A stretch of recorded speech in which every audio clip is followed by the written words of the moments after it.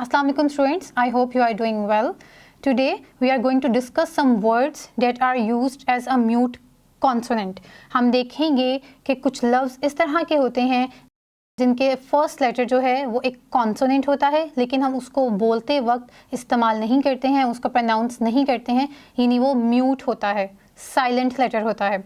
तो ऐसे अल्फाज जिनका फर्स्ट लेटर जो है वो साइलेंट है यानी कि म्यूट है, उनको प्रोनाउंस करते वक्त उनके साथ हम ए लगाएंगे या एन लगाएंगे।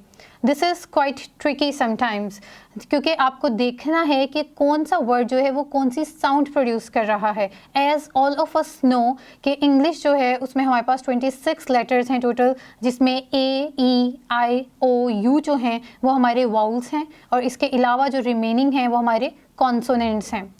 तो अगर कोई भी वर्ड जो है वो वाउल की साउंड प्रोड्यूस करेगा तो हम उसके साथ एन यूज़ करेंगे, और अगर कोई वर्ड जो है वो कॉन्सोनेंट की साउंड प्रोड्यूस करेगा तो हम उसके साथ ए लगाएंगे। दिस इज़ नॉट कंपल्सरी कि जो वो वर्ड है वो हमेशा वाउल से स्टार्ट होना चाहिए है, लेकिन द थिंग इज़ कि उसकी साउंड जो है वो वाउल होनी चाहिए है। So here are some examples जिनके थ्रू हम अपनी बात जो है उसको मज़ीद सीख सकते हैं, उसको समझ सकते हैं। फर्स्ट वन इज़ सारा had returned after an hour. हमारा जो फर्स्ट सेंटेंस है इसमें मैंने देखा कि एन जो है हमने यूज़ किया है आवर के साथ, हालांकि जो आवर है इसमें एच जो है वो एक क्या है, कॉन्सोनेंट है। तो हमें पता है कि कॉन्सोनेंट के साथ तो ए लगाते हैं, लेकिन हमने यहाँ पे एन जो है वो क्यों इस्तेमाल किया? एन हमने इस वजह से इस्तेमाल किया है क्योंकि जो ये वर्ड है ये हम प्रोनाउंस कैसे करते हैं, आवर। ठीक है, इसमें हम हावर नहीं कहते हैं, एच की साउंड नहीं आती है, we pronounce it as our.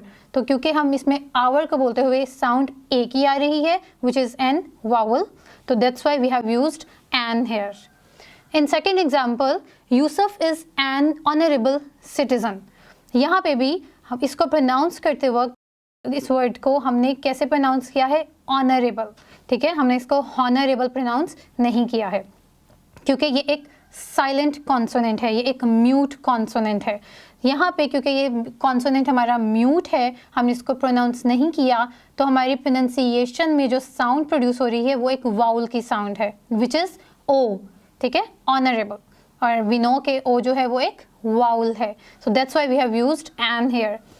In third example, his father is an honest businessman. Honest में हमने O से इसको pronounce किया है, that's why we have used an. In fourth example, he gave him a wrapped gift box. इसमें हमारे पास जो हमारा consonant है W, it is mute. ठीक है, ये क्या है, साइलेंट है। सो यहाँ पे हमने, क्योंकि ये W है, ये हमारे कॉन्सोनेंट है और हम इसको प्रोनाउंस करते वक्त भी रैप की साउंड निकाल रहे हैं, R। ठीक है, which is also a consonant, that's why we have used a here. In next example, my mother bought a wrist watch. हमारा जो रिस्ट का वर्ड है इसमें W एक कॉन्सोनेंट है, इसको प्रोनाउंस करते वक्त रिस्ट हम आर से प्रोनाउंस करते हैं which is also a consonant, that's why we have used a here. इस वजह से हमने यहाँ पे ए यूज़ किया है, एन यूज़ नहीं किया क्योंकि वाउल की साउंड प्रोड्यूस नहीं हो रही। सो यहाँ पे हमने ऑब्जर्व किया कि W के साथ R जब भी लगा होगा तो इसमें जो हमारा जो W है वो हमेशा साइलेंट होगा। ठीक है, फॉर एग्जाम्पल रैपर, राइट, इन सब वर्ड्स में जो हमारा W है वो हमेशा साइलेंट होगा। So next example is bring a knife from the kitchen. So इस वर्ड में नाइफ में जो हमारा के है वो एक कॉन्सोनेंट है जो कि साइलेंट है, यानी वो म्यूट कॉन्सोनेंट है। तो हमने यहाँ पे जब साउंड प्रोड्यूस की तो वो साउंड क्या थी, नाइफ, नाइफ। तो नाइफ जो है उसमें एन की साउंड आ रही है which is not a vowel, that's why we have used a A hair. So the teacher has shown the diagram of a knee.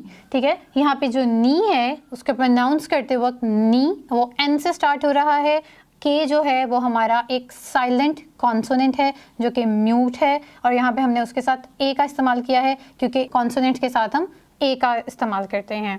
So I hope you guys are clear about this topic. हमने देखा कि जब भी कोई word है उसके साथ mute consonant लगा हुआ है तो हमने उस वर्ड की प्रोनाउंसिएशन देखनी है, उसकी साउंड जो है उस पर फोकस करना है। हमने खाली अपने वावल के जो लेटर्स हैं जो कि ए, ई, आई, ओ, यू हैं उनके ऊपर फोकस नहीं करना। We have to focus on the sound that the word is producing. So I hope you are clear about this topic. Thank you so much. Allah Hafiz.